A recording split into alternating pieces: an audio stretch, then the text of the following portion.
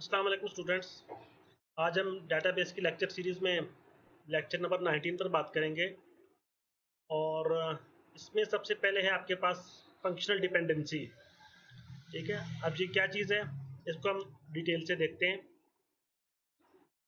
इसमें डेफिनेशन लिखी है यहाँ पर कि अगर आपके पास दो एट्रीब्यूट्स हैं, ठीक है, आर रिलेशन के, we say that B is functionally dependent on A if each value of A in R has associated with exactly one value of B in R। Simple words में इसका मतलब ये है कि अगर आपके पास दो एट्रीब्यूट्स हैं और जो B है वो आपके पास A पे डिपेंड कर रहा है, मींस आपकी हर A की हर वैल्यू के अगेंस्ट B की वैल्यू एग्जिस्ट करती है। मैं इसको रिपीट कर रहा हूँ। इसका ये मतलब है फंक्शनल डिपेंडेंसी का कि बी जो है वो ए पर डिपेंड कर रहा है। और कैसे डिपेंड कर रहा है कि अगर ए की हर वैल्यू जो आपके पास है, ए की हर वैल्यू के अगेंस्ट, ठीक है, उसके साथ एसोसिएटेड आपके पास बी की वैल्यू मौजूद है, तो इसको आप सिंपल वर्ड्स में फंक्शनल डिपेंडेंसी कहते हैं। आज का इसका सिंबल है, इसको हम ए एरो लगा कर उसके बाद हम बी लिखेंगे। ठीक है, तो हम लिखते हैं ए फंक्शनली डिटरमाइंस बी और ए डिटरमाइंस बी। तो ये एक सिंपली आपके पास कंसेप्ट है फंक्शनल डिपेंडेंसी का कि ए की हर वैल्यू के साथ बी की वैल्यू मौजूद है, उसके एसोसिएटेड एक वैल्यू बी की मौजूद है। ठीक हो गया, अब आगे चलते हैं। ठीक है, अब जिस तरह अब आगे क्या डिटर्मिनेंट और डिपेंडेंट कौन से हैं। अब सिंपल में ये है कि जो कि एरो के आपके लेफ्ट साइड पे है उसको आप डिटर्मिनेंट कहेंगे। एरो के लेफ्ट साइड पे ए यहाँ पे डिटर्मिनेंट है और जो एरो के राइट साइड पे ये आपके पास डिपेंडेंट्स है। ठीक है, ये ऊपर बात मेंशन है कि जो राइट साइड पे चीज़ है वो डिपेंडेंट्स है, वो डिपेंड कर रहे हैं। और किस पर डिपेंड कर रहे हैं? ए पर, और ए को आप डिटर्मिनेंट कहेंगे। ठीक है, सिंपल इस तरह इसने आगे एग्जांपल दे दिया, ये आपके पास डिटर्मिनेंट है और ये आपके पास डिपेंडेंट्स है। ठीक है, इस तरह प्रोग्राम नेम आपके पास डिटर्मिनेंट है और ये आपके पास जो है डिपेंडेंट्स है। यानी स्टूडेंट आईडी होगा तो आप ये सारी इंफॉर्मेशन बता सकते हैं। और इस तरह अगर आपको प्रोग्राम नेम का पता होगा तो आप उसके क्रेडिट आर्स जो हैं वो आप बता सकते हैं। ठीक है, तो अब ये तो था आपके पास फंक्शनल डिपेंडेंसी। अब आगे कीज का फिर दोबारा कंसेप्ट रिपीट हो रहा है। कीज पे हम पहले भी बात कर चुके हैं कि कीज आपके सामने क्या है कि एक की जो है वो हमेशा एक ही लॉक को ओपन करेगी। ऐसा नहीं है कि एक की आपके पास दो लॉक्स को ओपन करे।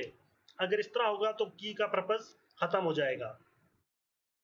तो यहाँ पे ये बात कर रहा है कि आपकी जो हम ऊपर बात की कर जो लेफ्ट साइड पे होगा वो आपके पास एज अ सुपर की एक्ट करेगा।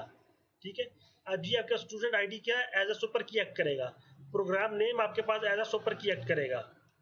ठीक है, तो अब ये बात कर रहे हैं सुपर की the determinant the determinant of a functional dependency that determines all attributes of that table is the super key। ठीक है, जो फंक्शनल डिपेंडेंसी का जो डिटर्मिनेंट है वो आपके पास सुपर की के तौर पर एक्ट करेगा। ठीक है, और सुपर की का मकसद क्या है, आप इससे आप ठीक है, आप एंटिटीज को आप आइडेंटिफाई करते हैं और रोज को आप डिस्टिंग्विश करते हैं थ्रू द सुपर की। हम इस सुपर की पे पहले भी बात कर चुके हैं पिछले लेक्चर्स में। ठीक है, अगर तो आपके पास कोई और की नहीं होगी उसके अलावा, ठीक है, तो सुपर की अलावा तो फिर वो सुपर की भी as a candidate key act करेगी। If there is no other functional dependency where is a subset of the determinant is a super key, then it is candidate key. अगर कोई और की नहीं है तो वो आपके पास as a candidate key act करेगी। ठीक है, अब यहाँ पे ये देखें आपके पास एम्प्लॉय आईडी है तो आप ये सारी चीज़ें आप बता सकते हैं। इस तरह अगर आपके पास एम्प्लॉय आईडी या प्रोग्राम कोड है आपके पास, या प्रोजेक्ट कोड है, ये दोनों चीज़ें हैं आपके पास, तो आप वो जो है प्रोजेक्ट की आप सैलरी बता सकते हैं। ठीक है, तो ये आपके पास डिपेंडेंट्स हो गए और ये आपके पास डिटर्मिनेंट्स हो गए। यही बात यहाँ आगे पैराग्राफ में मेंशन है। Inference rules. अब इन्फ्रेंस रूल्स क्या है कि ये फंक्शनल डिपेंडेंसी के नतीजे में रूल्स डिफाइन हुए हैं। These are the consequences of FDs. FD हम शॉर्ट फॉर्म में इसको फंक्शनल डिपेंडेंसी कहते हैं, ठीक है। तो ये देखें, ये बात कर रहा है, these rules are sound, meaning that they are in immediate consequence of the definition of functional dependency, and that any functional dependency that can be derived from a given set of FDs using them is true। एक बात तो ये हो गई कि ये functional dependencies के नतीजे में ये रूल्स बने हैं, ठीक है। और यहाँ पे ऊपर बात हुई है कि rules of inference for functional dependencies called inference axioms और आर्मस्ट्रॉन्ग एक्साइम्स। ये आप ऑब्जेक्टिव के लिए ये आप दो वर्ड्स याद कर लें कि इनको आप इन्फ्रेंस एक्साइम्स भी कहते हैं, और दूसरा नाम इनका आर्मस्ट्रॉन्ग एक्साइम्स भी है, मैंने यहाँ ऊपर लिखा है, ठीक है। और ये आपके पास किसके कॉन्सिक्वेंस में, एफडीज के नतीजे में ये रूल्स जो है वो बने हैं, ठीक है। और अगली जो बात कर रहा है कि and that any FD that can be derived from a given set of FDs using them is true। यानी एक फंक्शनल डिपेंडेंसी है, उससे अगर हम कोई और रिलेशन डिराइव करते हैं, ठीक है, तो अगर कोई और हम एफडी डिराइव करते हैं तो वो भी ट्रू है। ये जो लास्ट लाइन है इसको आगे एग्जांपल्स आ रही हैं, ये टाइप्स इसके बारे में है।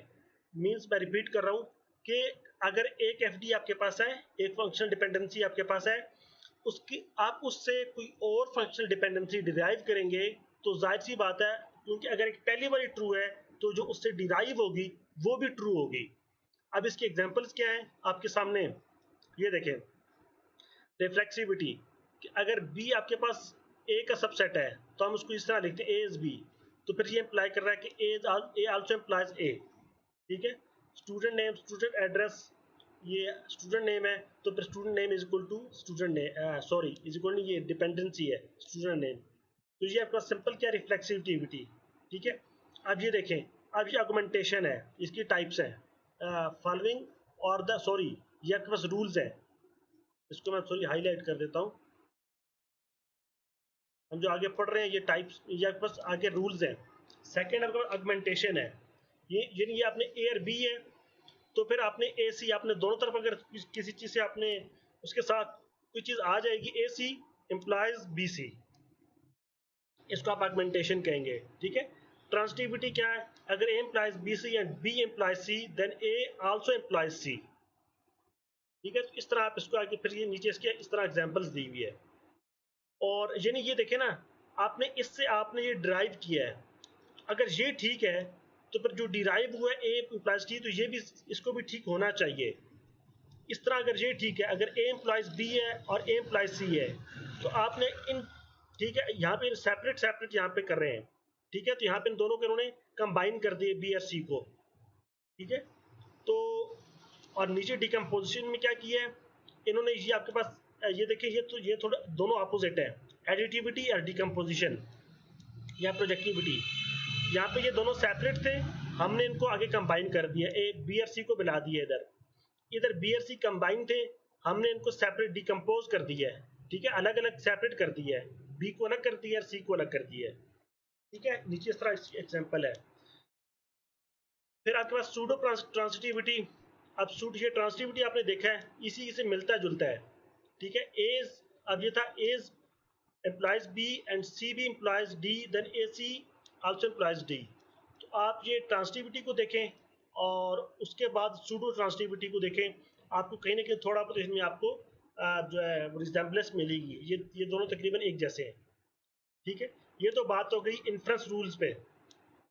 अब आगे आ जाते हैं हम नॉर्मल फॉर्म्स पे।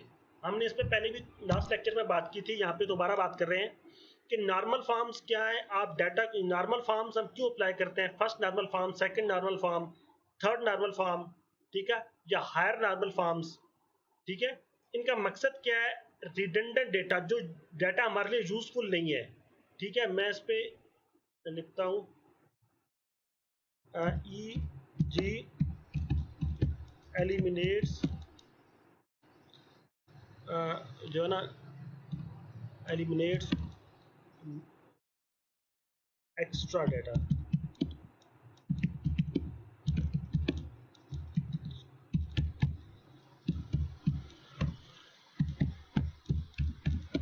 ठीक है। तो नॉर्मल फॉर्म का मकसद क्या है,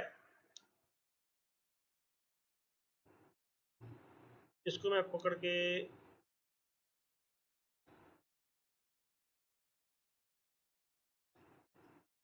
ठीक है, तो इसका मकसद क्या है नॉर्मल फॉर्म्स का कि ये आपके पास एक्स्ट्रा डेटा को रिमूव करती हैं ये फॉर्म्स। ठीक है, रिडंडेंट का मतलब क्या है कि जो आपके पास यूजफुल नहीं है, जो आपके मकसद का डाटा नहीं है, ये उनको रिमूव कर देती है नॉर्मल फॉर्म्स। एक पहला पर्पज इनका ये है।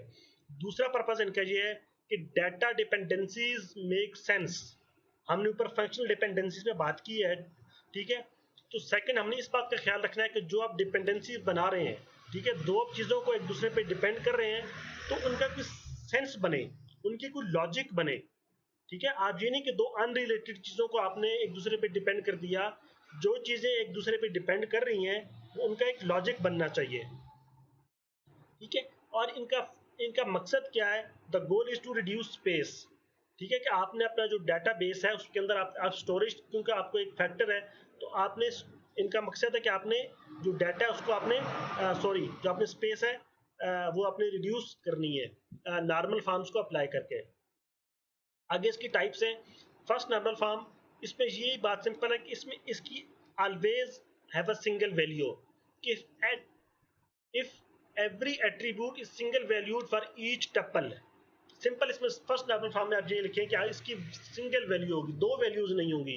अगर तो दो वैल्यूज होंगी तो फिर आपको उनको फर्स्ट नॉर्मल फॉर्म में कन्वर्ट करना पड़ेगा। इसमें रिपीटिंग अलाउ नहीं है। ठीक है, यानी देखें, domains of attributes of a relation are atomic, that is they consist of single units that can not be broken down further.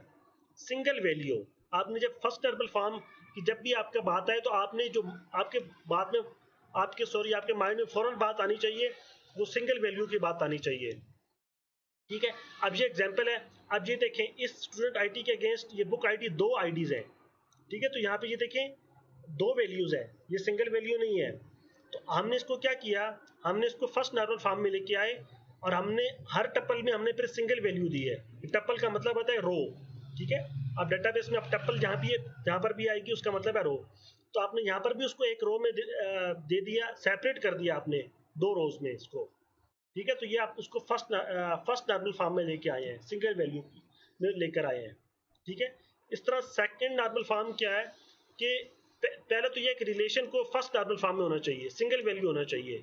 दूसरी इसकी कंडीशन क्या है कि जो नॉन की एट्रीब्यूट्स हैं are fully functional dependent on the key. हम एक की डिफाइन करेंगे ना, सुपर की होती है। सुपर की कौन सी होगी? जो डिटर्मिनेंट्स होंगे, जो कि लेफ्ट साइड पे होंगे। तो बाकी जो उसके अलावा एट्रीब्यूट्स हैं, आपने एक की डिक्लेयर कर दी, जो बाकी एट्रीब्यूट्स हैं वो उस की पे डिपेंड कर रहे हो। ठीक है, तो ये दो कंडीशन है आपके पास सेकंड नॉर्मल फॉर्म की। ठीक है, relation must be in first normal form, और दूसरा क्या, नॉन की एट्रीब्यूट्स। ठीक है, और fully functional dependent on the की, कि जो नॉन कीज है वो की पे डिपेंड करने चाहिए। जो की आप डिक्लेयर करेंगे, जो की आप प्रपोज करेंगे, प्राइमरी की होगी या सुपर की होगी। ठीक है, तो वो जो बाकी एट्रीब्यूट्स हैं वो सुपर की पर, उस प्राइमरी की पर डिपेंड कर रहे हो। तो ये आप दो कंडीशंस आप सेकंड नॉर्मल फॉर्म के लिए याद रख लें। और यहाँ पर ये लेक्चर एंड हो रहा है, और अब नेक्स्ट जो लेक्चर होगा हमारा, वो लेक्चर नंबर 20 होगा। उसमें हम डिटेल से देखेंगे सेकंड और थर्ड नॉर्मल फॉर्म्स, बाइको कोड नॉर्मल फॉर्म्स और हायर नॉर्मल फॉर्म्स पर हम नेक्स्ट लेक्चर में डिटेल से बात करेंगे, और वो होगा हमारा लेक्चर नंबर 20। अगर आपको आज का लेक्चर अच्छा लगा है तो अच्छी बात है, और अगर कोई इसके बारे में क्वेश्चन है आप मुझे नीचे कमेंट में बता सकते हैं। और अगर ये आपको लेक्चर अच्छा लगा है तो आप दोस्तों के साथ भी शेयर करें ताकि ज़्यादा से ज़्यादा लोगों को बेनिफिट हो। इंशाल्लाह आपसे नेक्स्ट लेक्चर में मुलाकात होती है। तब तक के लिए अल्लाह हाफिज़। पाकिस्तान जिंदाबाद।